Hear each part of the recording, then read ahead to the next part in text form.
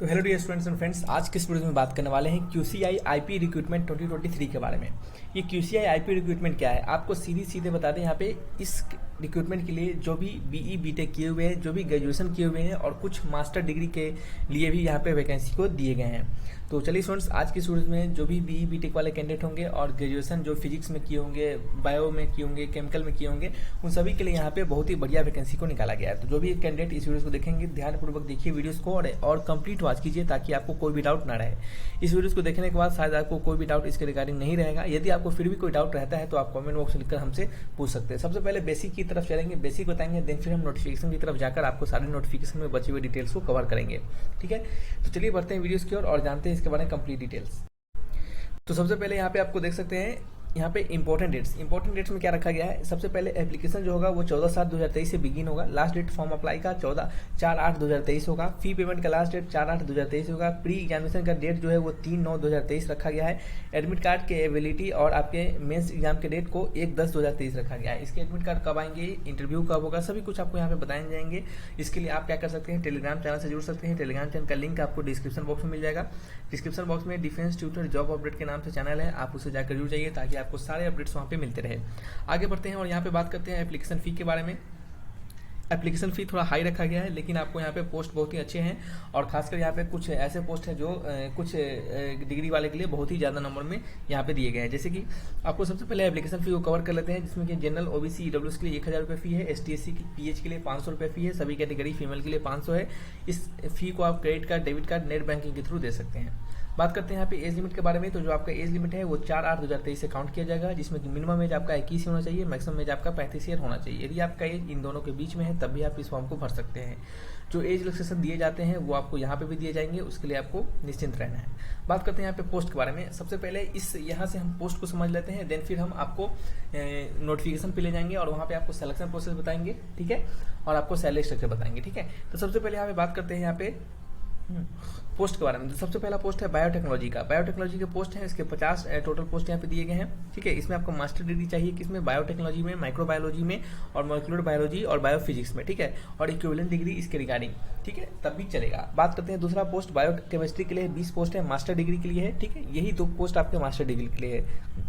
बाद बाकी next post जो है हमारा फूड टेक्नोलॉजी के लिए है, 15 पोस्ट पे वैकेंसी है। इसमें क्या है, डिग्री होना चाहिए आपको बैचलर डिग्री होना चाहिए आपके पास फूड टेक्नोलॉजी और इंजीनियरिंग में, ठीक है। और फूड टेक्नोलॉजी का आपके पास यदि बैचलर डिग्री है या फिर इंजीनियरिंग डिग्री है या फिर इसके इक्विवेलेंट कोई भी डिग्री है तो आप फॉर्म को भर सकते हैं। बात करते हैं केमिस्ट्री के रिगार्डिंग 56 पोस्ट निकाला गया है। मास्टर डिग्री इन केमिस्ट्री है या फिर आपके पास bachelor degree in chemical technology और इंजीनियरिंग और equivalent in any recognisation university in India, ठीक है। यानी कहने का मतलब सिंपली केमिस्ट्री में आपके पास मास्टर डिग्री है, ठीक है, ये भी मास्टर डिग्री के लिए है। और आपके पास मास्टर डिग्री नहीं है, यदि आपके पास बैचलर डिग्री भी है केमिस्ट्री में या फिर कोई इंजीनियरिंग डिग्री है आपके पास केमिस्ट्री में, तब भी आप फॉर्म भर सकते हैं। बात करते हैं पॉलीमर साइंस एंड टेक्नोलॉजी के लिए 9 पोस्ट है आपके यहाँ पे। मास्टर डिग्री पॉलीमर में है, साइंस में, ठीक है, और बैचलर डिग्री पॉलीमर टेक्नोलॉजी में रहेगा, तब भी आप फॉर्म को भरेंगे। बात करते हैं बायोमेडिकल इंजीनियरिंग के बारे में। 53 पोस्ट है यहाँ पे। बैचलर डिग्री इन बायोमेडिकल टेक्नोलॉजी और इंजीनियरिंग भी डिग्री चल सकते हैं या फिर कोई इसके इक्विवेलेंट।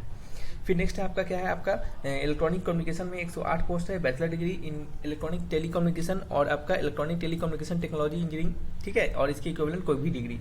फिर इलेक्ट्रिकल इंजीनियरिंग में 29 पोस्ट है। BE BTech चाहिए आपको इलेक्ट्रिकल इंजीनियरिंग में और इक्विवेलेंट कोई डिग्री इसके पास है, तभी आप फॉर्म भर सकते हैं। बात करते हैं next computer science and information technology यानी CSIT वाले के लिए। मास्टर डिग्री अगर आपके पास है CSIT में और या फिर आपके पास BE BTech का डिग्री है कंप्यूटर साइंस में और या फिर IT में, तो भी आप फॉर्म को भर सकते हैं, ठीक है।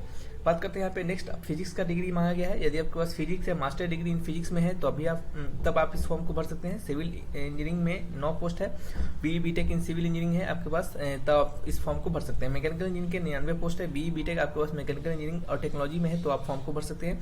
यहाँ पे देखिएगा मैकेनिकल इंजीनियरिंग और आपका इलेक्ट्रॉनिक कम्युनिकेशन, इसके लिए ये 2 आपका स्ट्रीम है, इसके लिए अच्छे खासे वैकेंसी है, अच्छे खासे पोस्ट है।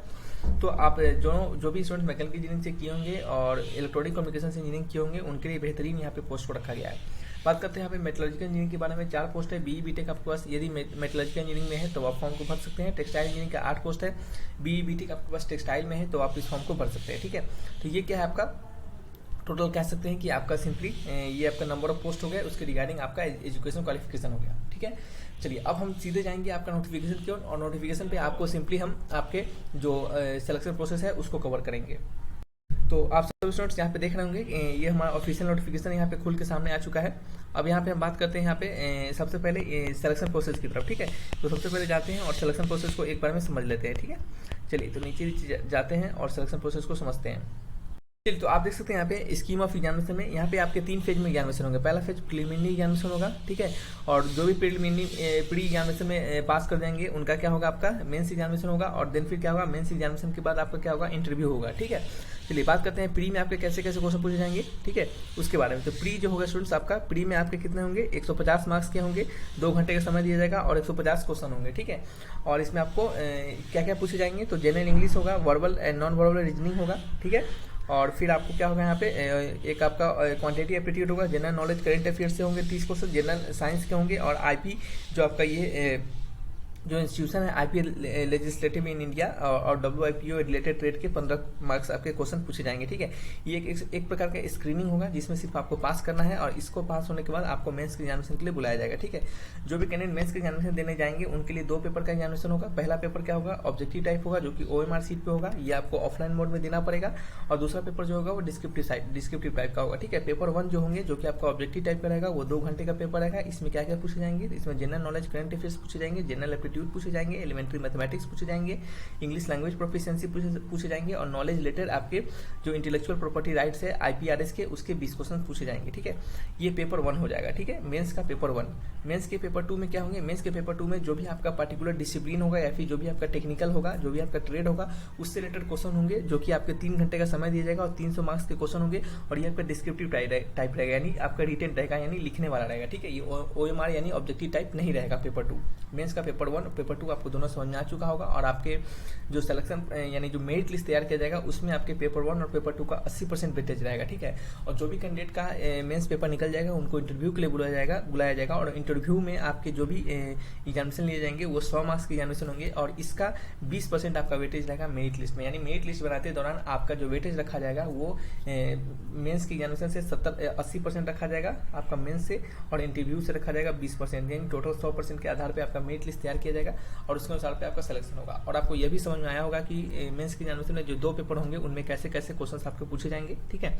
बात करते हैं यहाँ पे सिलेबस के बारे में। तो आप नीचे करके ये जो नीचे है ये जो नोटिफिकेशन है हम आपको भेज देंगे आपको टेलीग्राम चैनल पे, लिंक डिस्क्रिप्शन में है टेलीग्राम चैनल का, जाकर जुड़ जाइए। डिफेंस ट्यूटर जॉब अपडेट के नाम से चैनल होगा, वहाँ पे जाकर आप मैसेज करेंगे तो आपको सारे कह सकते हैं कि आपकी ये जो PDF है वहाँ पे भेज देंगे तो अपने सिलेबस को आप देख पाएंगे, ठीक है। ये देख सकते हैं सिलेबस से नीचे बायोटेक्नोलॉजी का सिलेबस है। वीडियो थोड़ा फास्ट लग रहा है क्योंकि फास्ट इसके लिए बोल रहे हैं ताकि वीडियो स्लो बने, स्लो नहीं बने, वीडियोस थोड़ा का वीडियो का टाइमिंग कम रहे, ठीक है। नेक्स्ट है आपका बायोकेमिस्ट्री, इसी प्रकार से आपका क्या है फूड टेक्नोलॉजी, सारे यहाँ पे नीचे सिलेबस दिए गए हैं, आप सिलेबस को यहाँ से पढ़ सकते हैं। ये सिलेबस आपको मेंस के फेज 2 में यानी पेपर 2 में काम आएंगे, ठीक है। अब थोड़ा सा और बात कर लेते हैं। तो चलो स्टूडेंट्स आप सभी लोग यहाँ पे देख रहे होंगे, यहाँ पे नेक्स्ट हम बात करेंगे यहाँ पे जो भी है वो आपके सैलरी के बारे में। सैलरी जो होगा ये आपका ग्रुप ए का गस्टेड लेवल का पोस्ट है, इसमें लेवल 10 का सैलरी मिलेंगे जिसमें कि आपका पे मैट्रिक्स जो होगा वो 56,100 से लेकर 1,77,550 के बीच में रहेगा, ठीक है। सॉरी 550 नहीं, सिर्फ 500 के बीच में रहेगा। यानी कहने का मतलब है कि आपका जो स्टार्टिंग सैलरी होगा वो बेसिक पे 56,000 होगा, प्लस उसमें DA मिलाकर आपका स्टार्टिंग सैलरी आपका 80 प्लस बनेगा एकदम बिल्कुल स्टार्टिंग में ही, ठीक है। और देन फिर आपका ये जो सैलरी है इसका मैक्सिमम सैलरी आपका 1,77,000 तक जाएगा। तो सैलरी लेवल बहुत ही बढ़िया है और एग्जामिनेशन का लेवल भी अच्छा खासा रहेगा क्योंकि और इसके जो स्टेजेज है वो 3 स्टेजेज में एग्जामिनेशन लिए जाएंगे, ठीक है। तो लेवल बढ़िया रहेगा एग्जामिनेशन का और पोस्ट भी बहुत ही बढ़िया रहेगा, ऑफिशियल लेवल का पोस्ट रहेगा। तो आपको साथ सब कुछ समझ में आया होगा। यदि फिर भी किसी प्रकार का कोई भी डाउट रह जाएगा तो आप कमेंट बॉक्स में लिखकर हमसे पूछ सकते हैं। तो रखते हैं इस वीडियो को यहीं पे, मिलेंगे नेक्स्ट वीडियो में। Thanks for watching.